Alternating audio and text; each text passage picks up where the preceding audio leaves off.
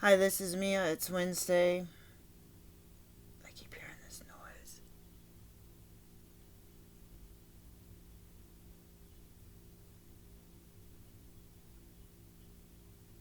It's Wednesday, May 6th. I missed the May the 4th be with you. May the 4th be with you and Cinco de Mayo. I don't even know what my friend is Hispanic. I don't even know what Cinco de Mayo is for. I told my kids that there was a weird conversation. It's Spanglish. I was just crying. I had my appointment with the counselor, and I feel like he's avoiding the reason that I want to do counseling. So it's like I have to say, it's like if you're in a war and you want to practice your paratrooping, and you have your gear, you have your life, and your plane gets shot. The guy's gonna tell you, "Are you ready? Are you ready to jump out of this plane?" You could say, "No, I wanted to practice. I wanted to do this more. I wanted to do that more." And you could say to that guy, "Hey, dude, you sit and practice and wait, you're gonna die. You jump out of this plane now, you may not, your chute might not open, your backup chute might not open, but you have a whole heck of a, like, if you sit on this plane, you know you're gonna die. You're gonna crash land, and the thing is on fire, the wing is on fire, the engine is blown up. If you jump out of that plane, you have a high chance of living, a high likelihood of living, especially with two chutes professionally packed. You could land, you might break your leg. I mean, you got trained. You know how to do it. You have the right gear, the right equipment, the goggles. You have everything you need. You might roll into something. You might end up in the water, get wet, get sick. You might get leashes, but you're going to be alive. You're not going to be burned to a crisp, you know? And that's how I feel with this counseling. I'm going to tell you right now, the counselor gave me this assignment. I did forget to do it, so that's my bad. I'm in a bad mood. I'm feeling unsafe and uncomfortable around men and everybody else, and this is a really bad time to feel like that because it's already so much isolation. I tried to chat with this lady who called a couple days ago. I called her yesterday afternoon. She didn't respond. I tried with another lady. Tried to get my son to check my mail. He said there was something that he can't tell when it's due and all this stuff. So my mind is like, I took a shower, washed my hair, which I wanted to do yesterday at 5:15. Sometimes I think I want to wash my hair twice as often as I do. I mean, sometimes I don't like to wash it every day because it's braided. If it was not, if it wasn't braided, I might. It's just bothersome. And I wanted to say, this morning I didn't have time to make a video. I wanted to say that I had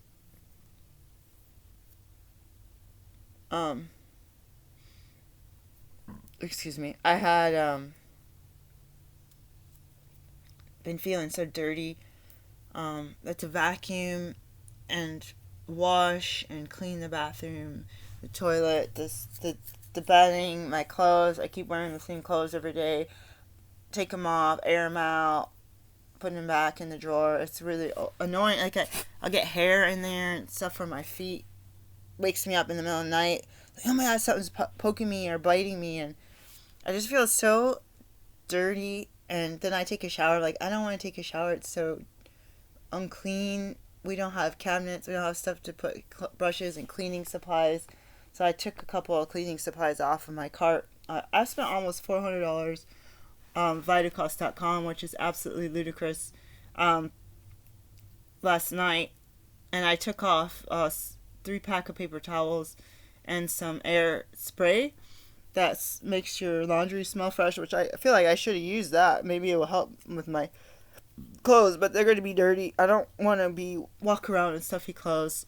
I'm going to need to do, maybe I'm just going to have to say Saturday morning or Sunday morning, since there's no church stuff, to just wake up by myself and take a load of laundry. It gets started now.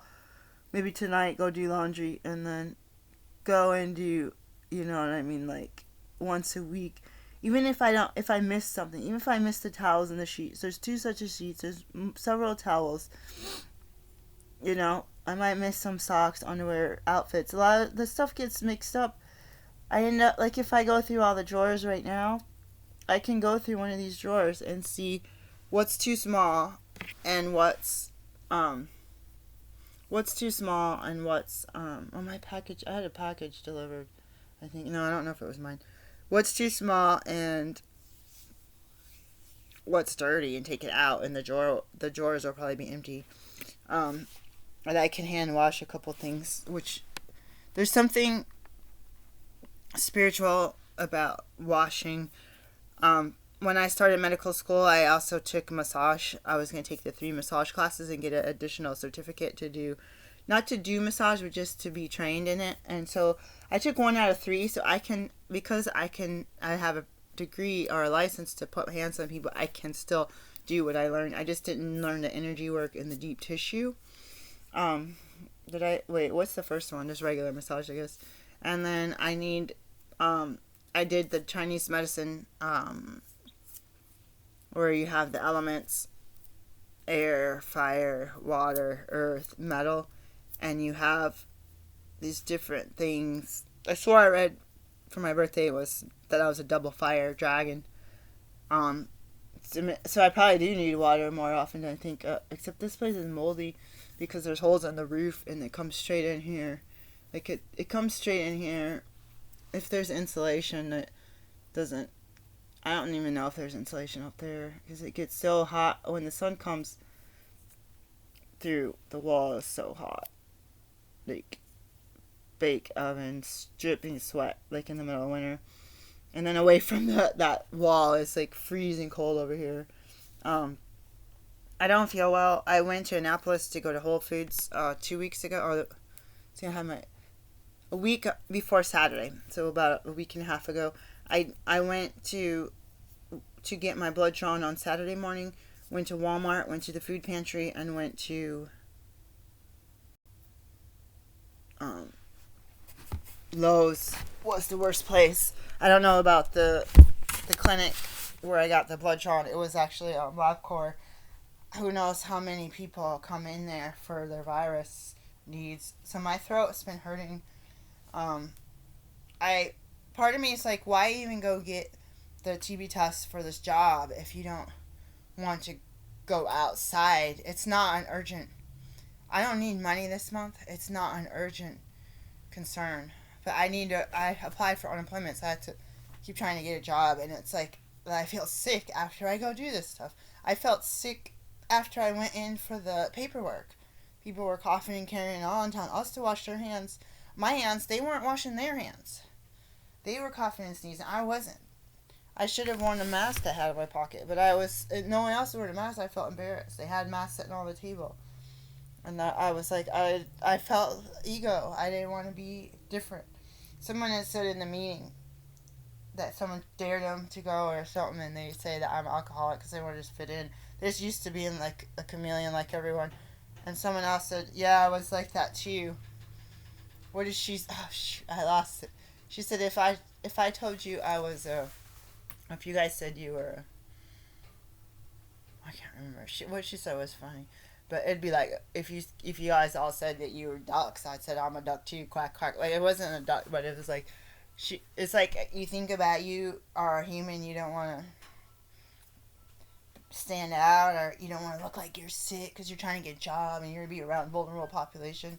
But I'm about to have my doctor say something, because if you do, I haven't got anything from unemployment. I applied like 2 months ago. I haven't got anything in the mail. I haven't got anything, no phone calls, no letters, no emails. The automated emails keep saying they updated the system. Now, here are the directions. You updated the system. Here are the directions. So I got this from Kohl's. It could hold coronavirus for 3 days. This thing is telling me that... They told me that don't touch the outer package of my delivery from China. I just got something from China. I got two. I didn't even need scissors. I got 2 items from China before coronavirus went big, and I was like, am I even gonna get it? I got these flowers and these little rugs. These rugs were better. They're kind of good because they're kind of like commercial. They're like flatter than commercial. They're not puffy. It's like you could shake them out, and the bottoms are really good. Let's see what I got. I got a pair of jeans. They're huge. They're size 16. I don't even think in my whole life, even when I was really big, I don't even think I had size 16. Oh my god, these are huge. They'll probably be too tight. Watch, I'll be like, dude, you done gained like 3 to 6 pounds a week. So these are jeans. Can I wear these at a job? Or I guess the job has. So I've had a couple of chaps clothing. When I saw that rosy color, I got happy.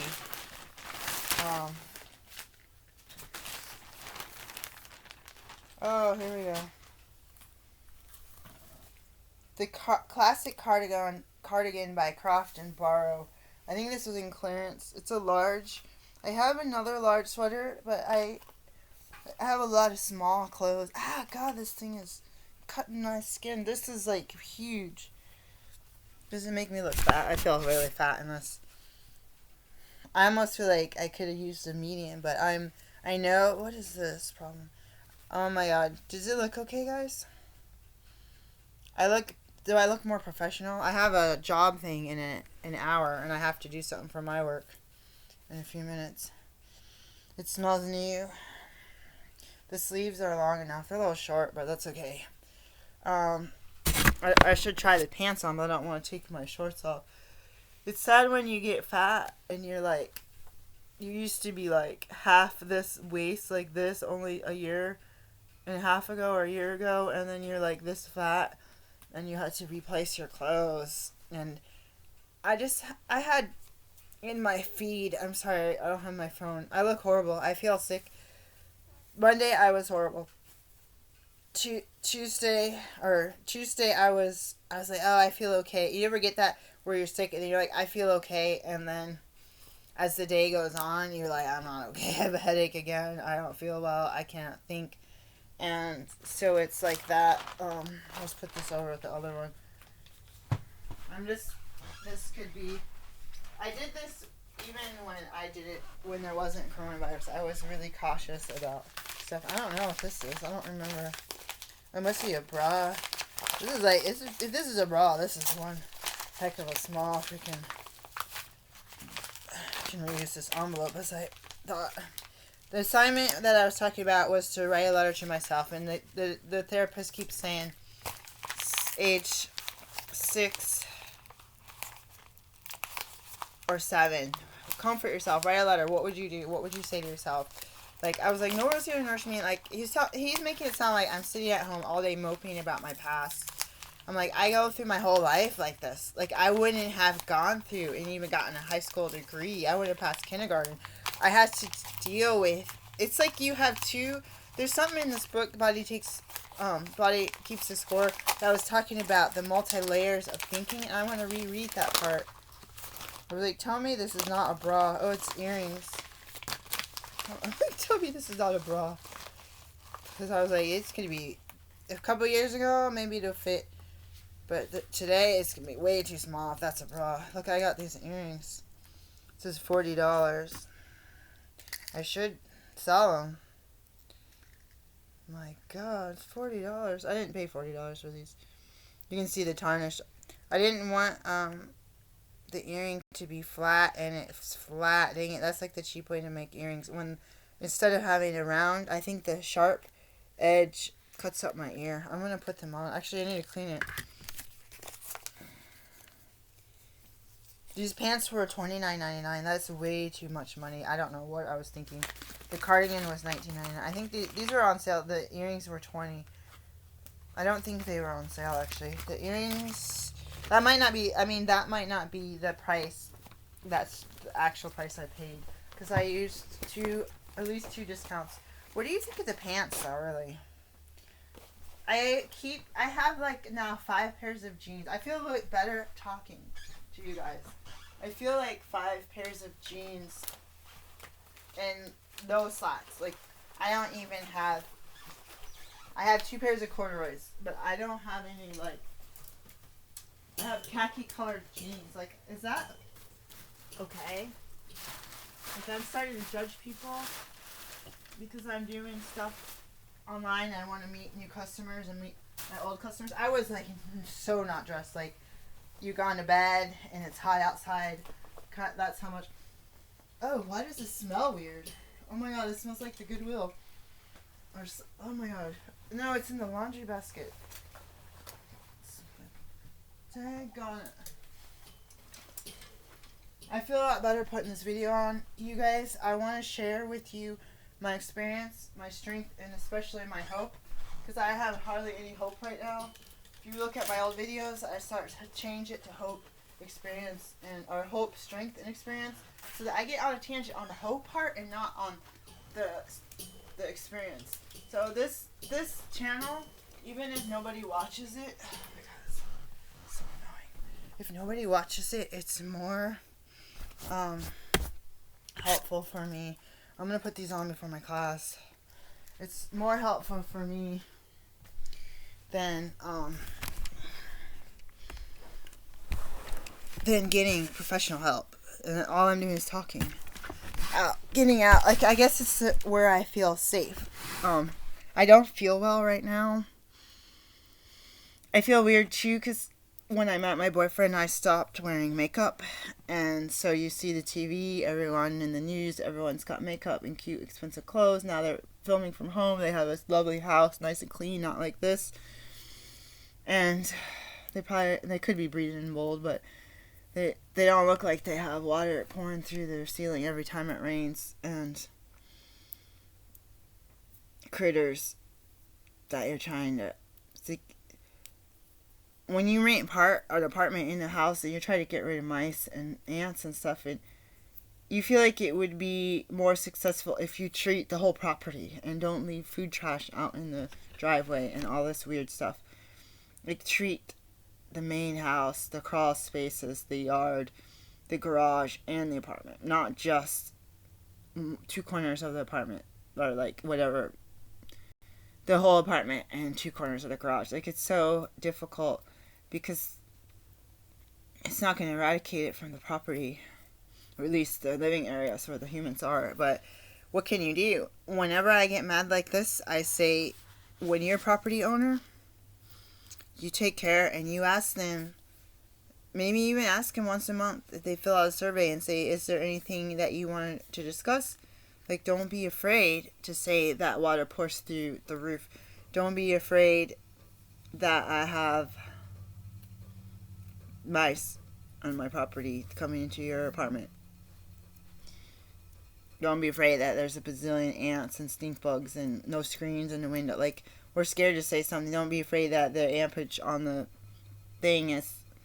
on the electricity is too low, and it's not only connected to the apartment but also to another room in that house, at least one room.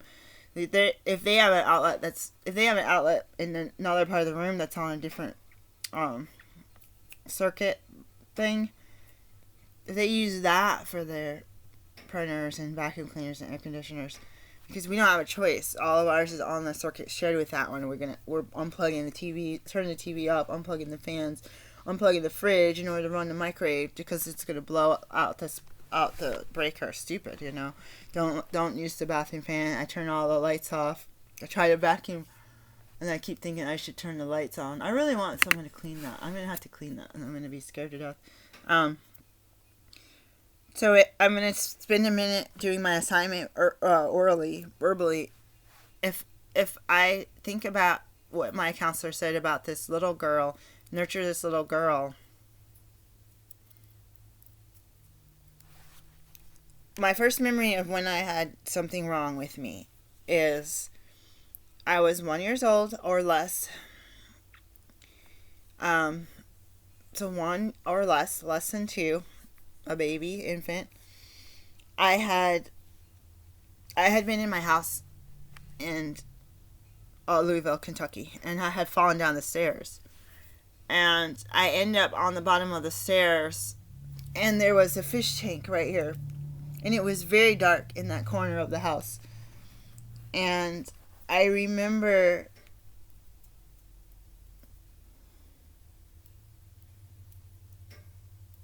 looking up. You know, like, I've fallen down as an adult, and I'm like, oh my god, how did this happen? It's like a car accident. Like, oh my god, what happened? This wasn't supposed to happen. You're dumbfounded. You hurt. You're laying down looking up. And the first things I see is my mom and my brother laughing at me, like jeering and pointing and laughing at me. And my mind is like, do the X-rated, do the dirty X-rated, do the R-rated version, explicit version. That's what I meant, explicit version. Like, you effing jerks. I'll show you what for, stay the H-E-W hockey sticks away from me. You're not nice. You're not kind. You're not friendly. Like, I just want to. Part of me just felt like if the letter, I would say, tell them off. Stand up for yourself. You were a baby. You don't remember. Oh my God, owie. Somebody's. Oh, like, little kids fall all the time and they bump their knee, and if you, oh, little Johnny, okay? Then the kids, wah. But if you're like, oh, big girl, get up and go get your toy like you were doing, yay, you know what to do that. If you're wise at all, you know what to do that. But when it's a bigger fall and you're breaking a leg or you're falling down the stairs and you're an infant, I feel like that warrants some sort of, are you okay? Like, not like, oh, there you are you okay? And hug them. And if you're neutral and you're neglectful as a parent, well, I guess I'd be telling this to the parent. If you're neglectful as a parent, you tell them you're neutral. You're like, there's no one making fun of you, there's no one comforting you. And you get up. And people hate that put your big girl panties on. I'm 8 months old, I'm going to put my big girl panties on. And you go about your business. So I would tell, it's hard for me to tell myself anything. I can tell them that you're a bunch of jerks and that you're a bunch of fools and that you're turning my brother against me by training him how to be a jerk towards me especially. And you're going to be like that towards me. You're doing that and being disrespectful for you as a person, as a woman, as a relative. And that brother potentially is going to be crazy to his future partners, laughing, jeering at them, and being disrespectful. So I feel like in my mind, like, my friend said this, and the fly lady had something about the inner child, talking to the inner child, and people say, I'm not bored with you cleaning and washing your sink and making the bed every day, but this talk about your little self, little Mia, and have a conversation. She was like, woo. It's like, I'm out here, not going to follow your Facebook or anything. But my friend was like that.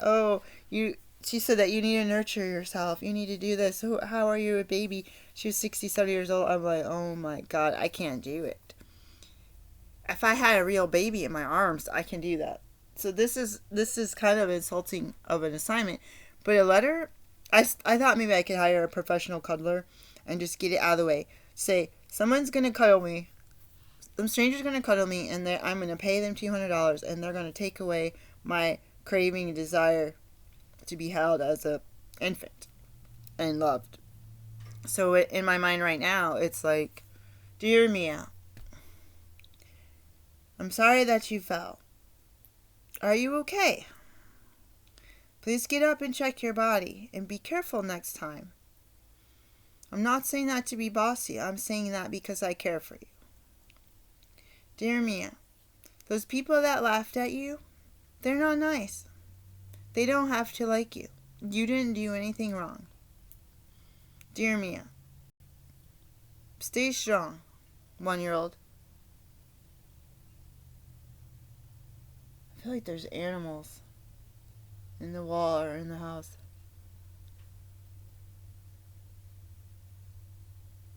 Dear Mia, stay strong. You have 16 more years that you have to deal with these fools. And as the book, The Body Keeps the Score, talks about children and abuse and neglect, not being able to get away from their house, not having anyone, no other authoritative figures. I feel like now, I don't know if it was old, I feel like now technically you could talk to like a school counselor or a doctor if you can get a visit by yourself, but I did that with, when your parents are narcissistic liars, they tell the school counselor lies on you to make them look good and you look bad. I got scapegoated a lot. I want to tell my brother's girlfriend, I feel like they probably done scapegoated me good before she met me. And sometimes I'll say, dear Mia, You don't want to be like these narcissistic, abusive people. You don't want to just show off and say, I'm doing fine. You could trust me because I have nice clothes, nice earrings, nice car, clean nails, smell fresh. You want to say, Mia, you want to do well because God loves you and God's putting you on the path to be successful. So you could set an example for your kids, for other people. I definitely heard something. People of color. Remember that other time, that video I was throwing bottles at the wall? That's not the plastic. You know that's the plastic hitting on the wind. It's not even windy out. There's animals in the wall. I heard the plastic bags. Like, here's the sound. Last night.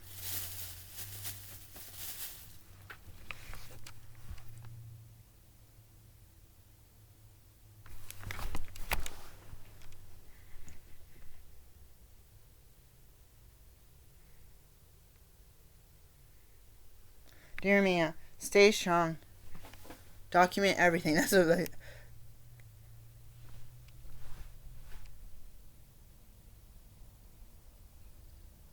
There's definitely animals in the wall. Right here. Unless they're in here.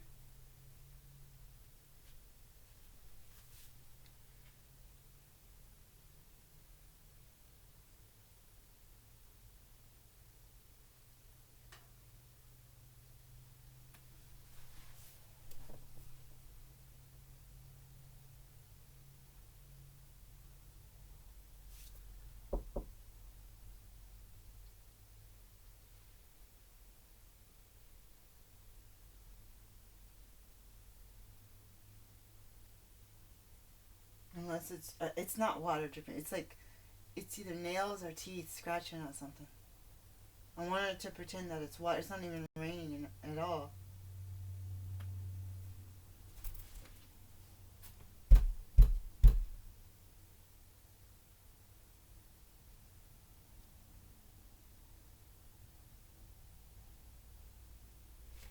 Dear Mia, stay on your goals. The one thing that I can tell you is, so I'm talking to that little baby that fell down the stairs. One thing that I can tell you from the future is, this stuff hurts. This stuff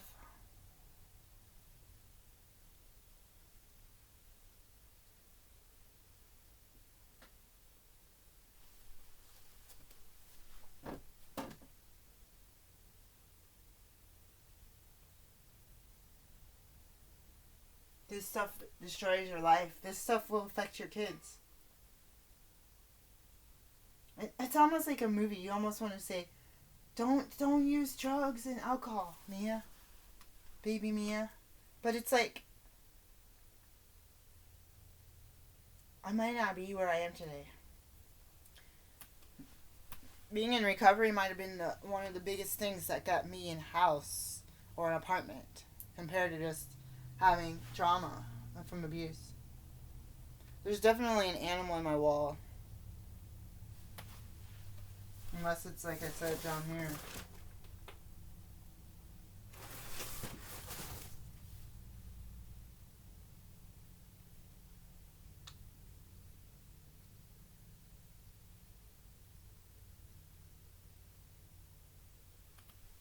Shh, let's see. Whatever it is not afraid of noise.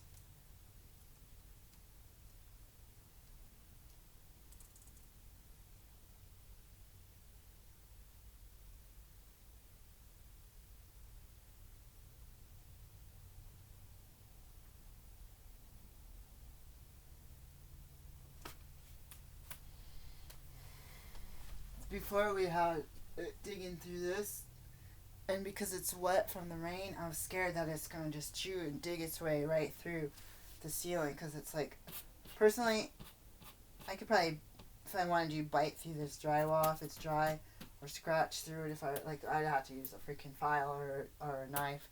But I feel like if this was soft and mushy, and I had rat teeth or mice or squirrel, I'd be like, shoo. This is making me feel intimidated.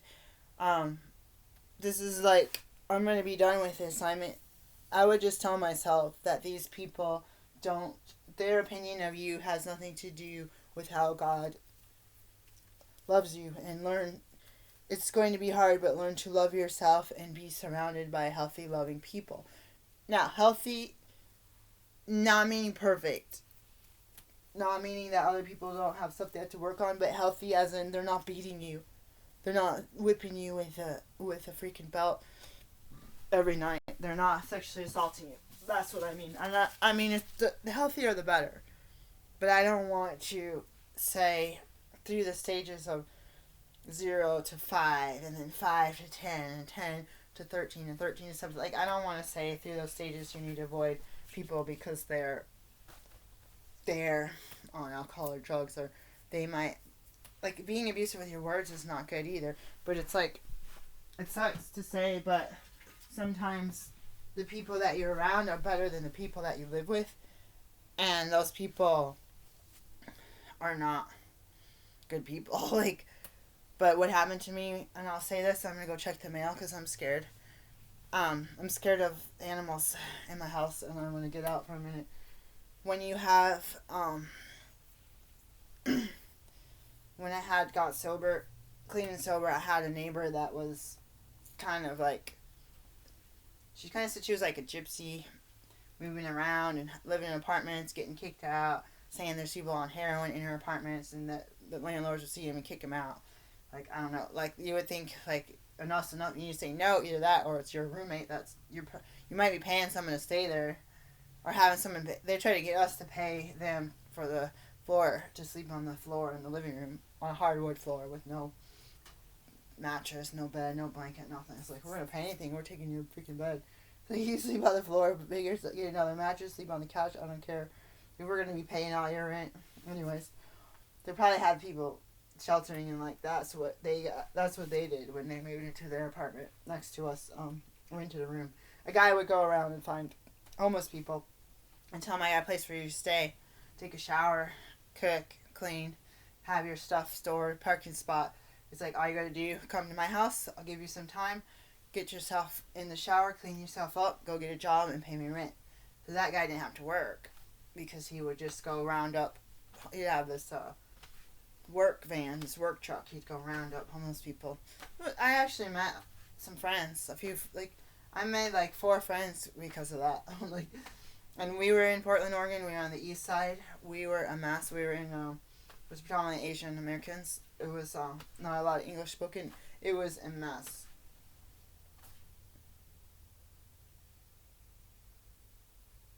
There's definitely something in the wall.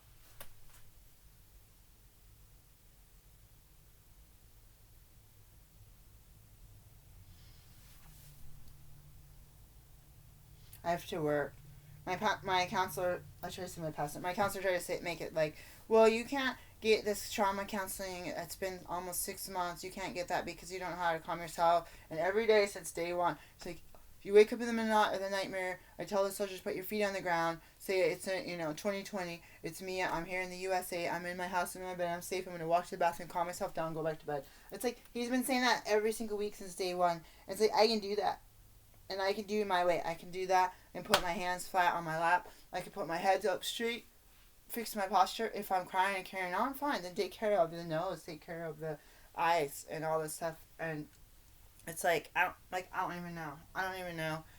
And it's a good reminder because there are times when I freak out, and sometimes when you're in recovery and you have these freakouts, and a lot of it when you're in the real world, it's like life on life's terms. You have all these deadlines and these goals, and you're overwhelmed, and you don't have help, and you came from a place where you numbed your feelings for decades, and all of a sudden you feel everything, and you realize you can't control it. Because when you have eating disorders, and when you have cutting, and when you have drinking and drugs and nicotine, you can tweak your mental, physical, emotional, even spiritual. You can tweak that stuff, and you can control a lot of how you feel.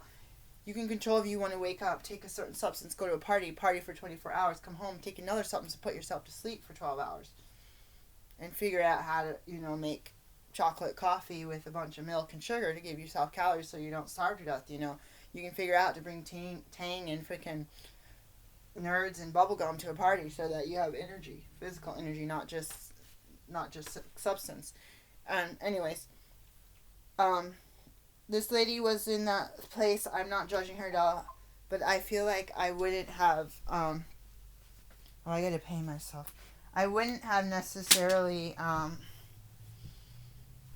listened to someone who's clean cut in an office wearing a nice suit, even if they said, "Oh, I'm in recovery. I'm gonna help you go to your first 12-step meeting. This, and this." I wouldn't necessarily. I listened to someone that was on and off the streets like I was, living out of a car like I was. I listened to somebody that was educated. This lady was educated. I listened to her. She liked healthy food. She moved in an apartment where there's like plum trees and there's tomatoes growing in the garden, you know. And I was like, I dig that. I like that. It's kind of like hippie lifestyle in the 2000s, you know. And I listened to her, and she was toxic, but she wasn't as toxic as the abusers that I had been living with. My ex-husband, my mother, and my father. She was not as abusive as that, and so it was a bridge between being low down and needing a what is that donut thing they throw out in the water, that round thing. It's like a lifesaver. That mouse in the wall is really scaring me, guys. Like, I'm really scared to have rodents inside my house. Here's one thing. Someone asking from my colleague, do we have to require our patients to wear masks and face coverings? All of them. We're having staff providers do so and asking patients nice. Is anyone requiring it? As in turning them away if they're not.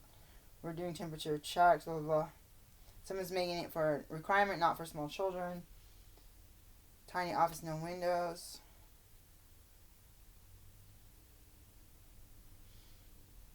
I'm not gonna have time. I gotta do this charting thing.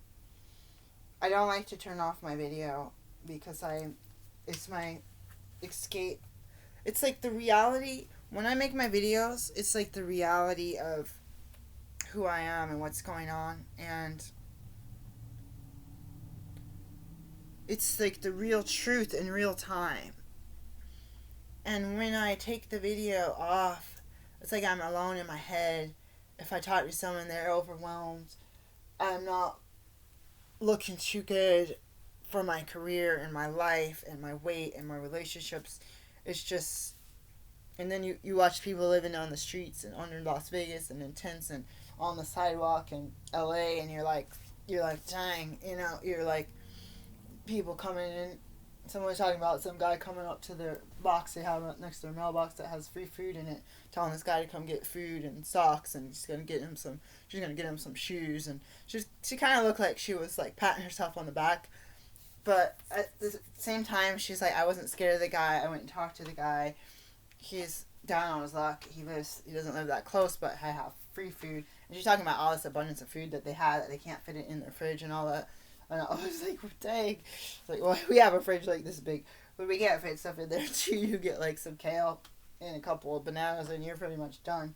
You know, a little bit of roll for his eggs and his lunch meat, and after that, you're shoving stuff in. Every time you open the freaking door, something falls out. It's ridiculous. Besides the fact that there's mice in the wall. It's been a long time since I've had mice in my apartment. They had left the trash too. Out on this driveway, and I think it's still out there probably. Anyways, I can't complain. I have to be grateful that I'm alive. Talking about the meetings and things being all crazy like that, and people that have been in there are like hyper, and I'm like, I can relate. I was going to AA meetings, and I'm going to NA online, having an impossible time getting into the AA meetings. People aren't sharing even the passwords and the stuff. Like they're not sharing it. They're like, oh, there's a meeting at this time, or here's the code, here's the meeting code for Zoom, but they're not giving me a password or a link. I can't get in, you know. And it's like it feels too exclusive. Like only if you know the phone number of the person who runs it, which there's not supposed to be anyone running it, but these people act like they're running. It's like then I probably don't belong. I can't have it just exclusive. You can keep out trolls. That's one thing. You can block trolls. You can make it a little bit harder to get in, but make it a little bit easier. If someone wants a meeting that starts in 5 minutes, that you can access that phone number. You have to get on somebody's number and call and get the password, then fine, but post that number. And if trolls are going to go through that much trouble, they're going to get in anyway, right? They're going to figure out how to get in anyway. I don't want to do my work. I don't want to be alone with the noise of that bug or that animal crawling through the wall.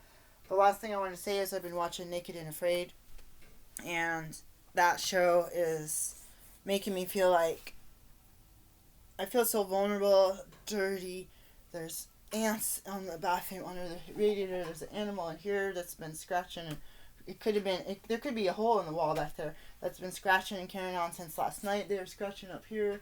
It's like I'm overwhelmed about not having screens, and we're trying to stuff clothes into the thing. I got this window duct tape. This person who smokes outside and inside, the smoke keeps coming in. We got stuff blocking off the vents. I got tape. We got plastic. We're trying to, like, it's stupid. Like, I feel like I'm overdoing it. It's like I'm coughing. I'm getting sick. I'm, like, having a fever. It's like, well, maybe I need to do something about it. It's like, maybe trying to clean the air, get a new filter. Maybe there's mold up here. There's black mold. It's contributing. And the wet conditions, even if you have a dehumidifier, if you have a wet wall and a wet ceiling in more than one spot, I think having a dehumidifier on, maybe not be a little bit, like, good in that it circulates the air and stuff, but it's raining every other freaking day. You know, it's like it's going to be that mold spore and that stuff that I've been having a fever since I moved in here. It's just stupid. It's stupid, guys.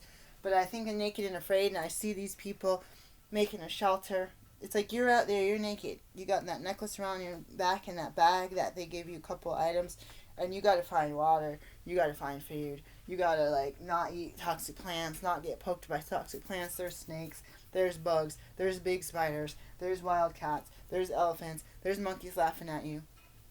You know, and I'm watching the show, and these people got the fans, like, the fan picks got all cocky about, oh my god, I'm gonna win this thing, I'm gonna do it for my kids. I ain't, like, I'm a single mama, a teenager, and I ain't got, you know, and I see these people, they're in a privileged class a lot, and some of the cocky ones, and I'm like, you had a teenager child, unless someone put you on the street, like, you look like you're well nourished, well developed, you look like you have a loving family, somehow your partner, or your mother, or your grandma, or whoever helped you and your kid, you probably had some community say, oh, this young girl, you know, had a baby, let the church come and bring you stuff, you know, and all this. And who knows if maybe they didn't, maybe it's got booted out in the street and they had the baby in the alley and they're all dirty and they, you know, got leprosy, you know, like, you don't know, but it's like their attitude tells me something else. Their attitude, and I'm not saying, like, if I end up having an attitude like that, where I'm, like, patting myself on the back and it's like, I'm going to do better than anyone else and isn't anything going to stop me, blah, blah, blah.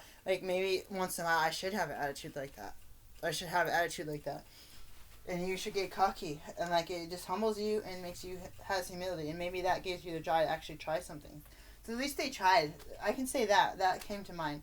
So I don't want to judge them, and you'll see me here crying and failing and saying it's harder than it looks. It's harder than it looks, everything. But I saw those people getting cocky, and I know it's for the TV show, and they probably had a lot of footage.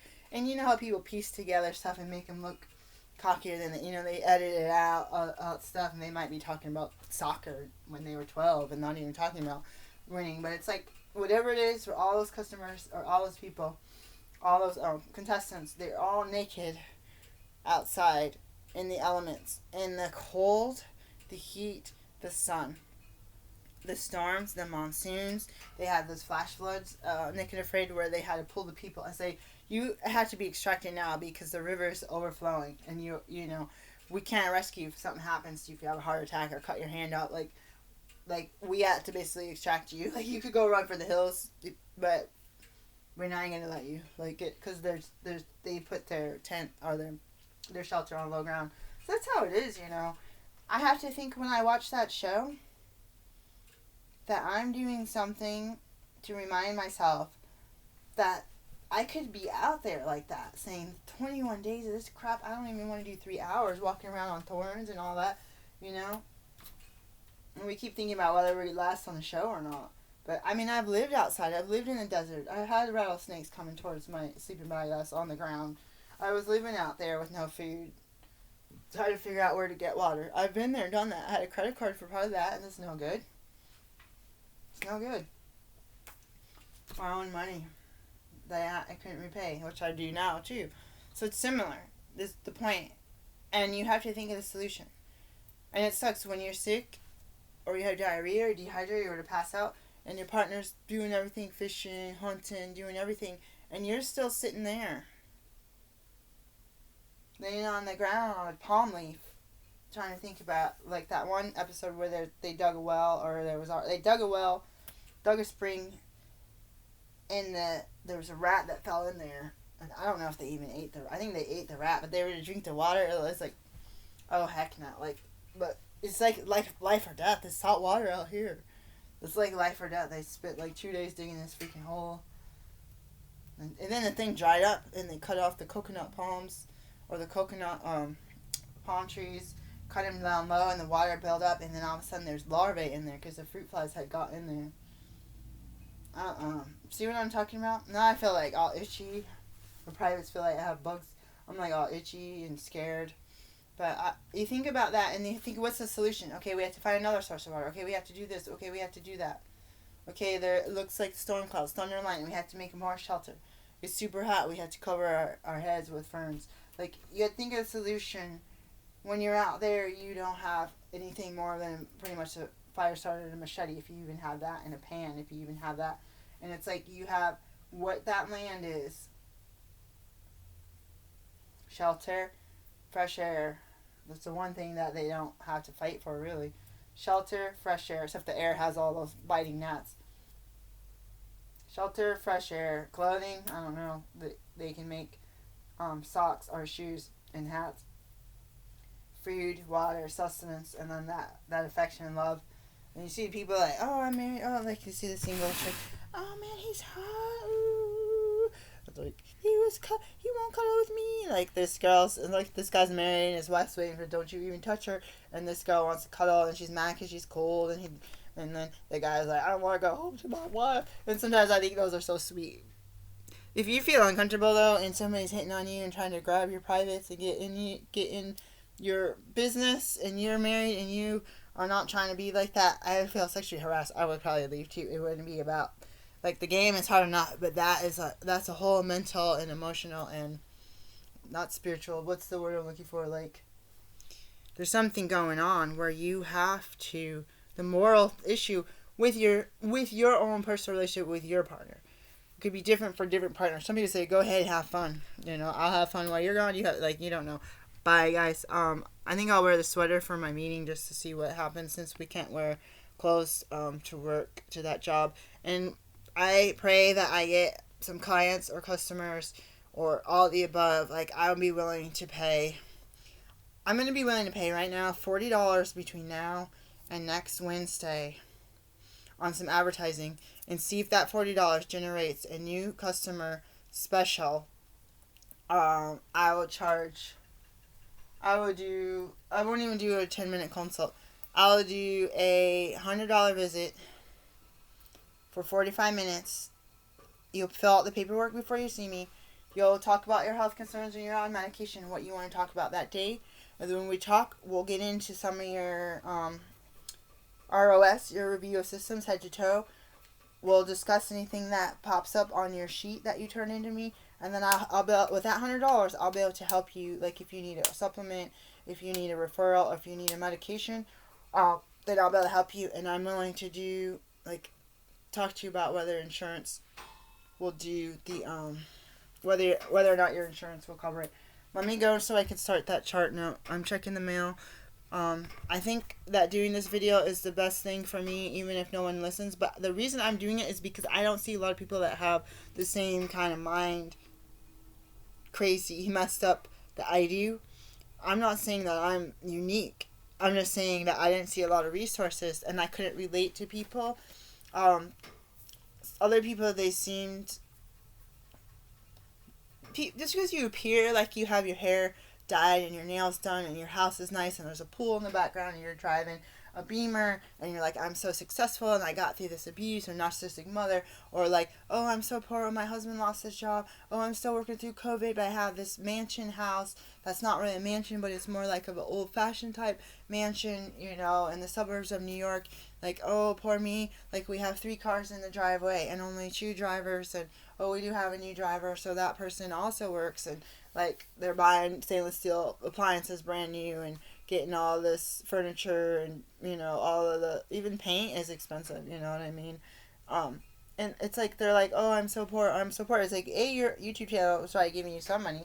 You're also getting, because you have so many viewers, you're getting free items, the robot vacuum, you're getting perks for being popular that the rest of us would have to pay for. You know, oh, there's 50% off if you go through my link, you know, and then you're gonna get a little bump of that money, you know.